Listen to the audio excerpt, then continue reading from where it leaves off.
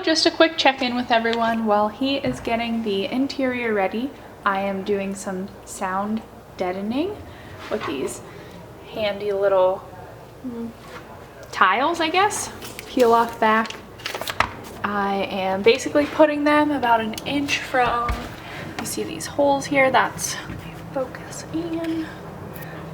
That's where the chrome strip will drill back in. So I want to make sure that we leave enough room for that. And then the carpet, of course, will go over this. So just cutting out and getting that done. Powered by Pringles. Okay, we're doing the whole knockoff Dynamat called Killamat. Looking pretty sweet. Here's something that I didn't really think about, but you don't know until you get into it. So since I'm swapping red interior into this Blazer, and it's a whole different package, it's not just the color I'm after. I wanted the AC, so that's in there. The full panels that go to the floor, and I'm sound deadening everything behind it. Headliner with sound deadening. Part of that are these panels in the back, and I want sound deadening behind them, plus the panels provide some sound deadening as well. So since I'm doing all of that, and my truck never came with it, there's a couple other things. It's these guys. My truck clearly does not have them. It was just carpet straight to the inner fender, and that's it in the back.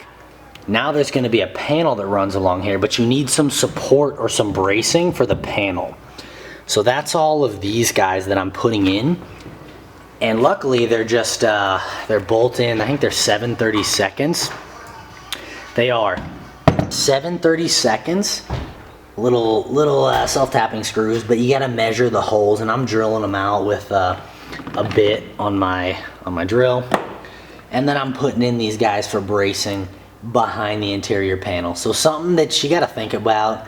I didn't really know it when I was getting into it, but now I'm realizing it, and I'm putting them in. You can't just drill the panels in on the top here, because they'll obviously get caved in over time. So you gotta have some bracing for them. So that's what I'm doing now, along with adding the sound deadening. Sweet. So amidst this interior swap, this is the 87 panel. We got a stamp on the inside. I don't know, Finley. November 18th, 1986, if you can, I don't, man, 1986. I don't know, pretty cool. Okay, the new to this truck, I should say, new to this truck interior is going in. Took me a couple times, but these all lined up perfectly fine with my measurements. I was able to get the supports in and drill a hole, and then I used these self-tapping screws that it comes with just to kind of make the rest of the way. And for the most part it worked out pretty well. Got the carpet in. Now the sound deadening from the 87, I threw that on top of, you can see the Killamat is in there, the knockoff Dynamat. It's all over everything. But then I also threw the sound deadening. Could use some for these motorcycles, man. But I threw the sound deadening underneath the carpet. So this should be pretty quiet, I'm hoping. Now the tricky part is gonna be getting to work on, let's see, probably the door panels and the front seats. So that's gonna be tricky because the front seats are coming out of an 87. That's the style bracket I want to use, and I have an 84. The holes in the floor are not the same, so I'm hoping that I can just switch the brackets from the bottom of the seats and then just bolt them right in. But otherwise I'll probably have to re-drill and put some giant washers on the floor and go from there.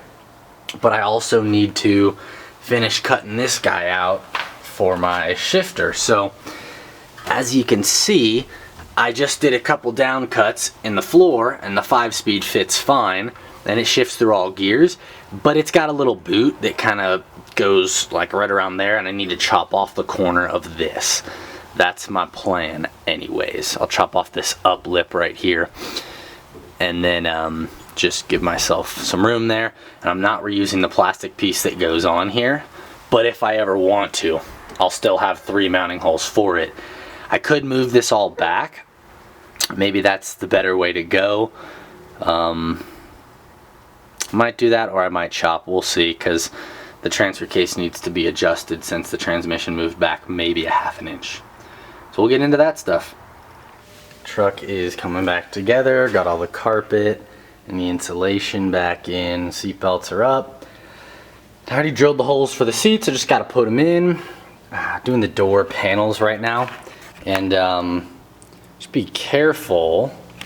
You can see this killer mat, it has gotten me a couple times here. Don't, when you're putting it on, don't slide your hand across it to like stick it on there. These edges are so sharp, this tinfoil stuff, it is very quick to cut you. And it's cut me twice now, but mark my words, it will not get me a third time. So I'm just doing the inside of this door, and that'll be enough for the sound deadening. I'll do the other one, then we'll stick the panels on. All right, interior is just about 90% done, I'd say. I do have these silver pieces here and the handles. This door didn't originally come with handles, so I won't be able to put the handles on because there's nothing to back it up to. It'd just be bolted to the plastic and probably rip it out. So I'm gonna leave those off, but I have the plastic pieces here. Of course, all the backing little tabs are broken off, so those are gonna get plastic adhesive or glued on. I've had good success with that in the past. What I did, since this was automatic, I don't know if I said this yet, but this was automatic truck. You can see automatic locks and the automatic windows were right here. Mine's manual, actually lines up perfectly. I just popped that little tab off, and this had two. It was the front window and then the passenger window, driver and passenger.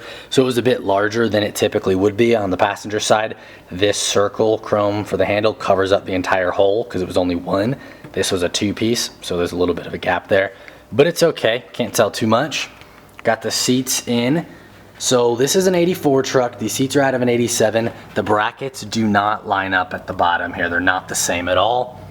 So what I did, I drilled holes in the floor, and then I've got giant washers down there as backing plates on the underside of the floor. I can show you that actually brace it and support it a bit.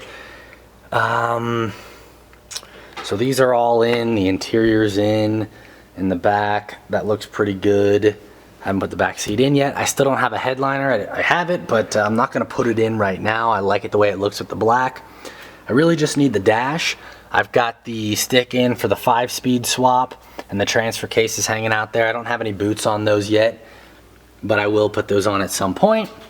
So I just wanted to show you the doors, really easy, straightforward, putting them on. The automatic to the manual is very easy. Popped out that chrome piece. And then underneath here, you know, I got, let's see.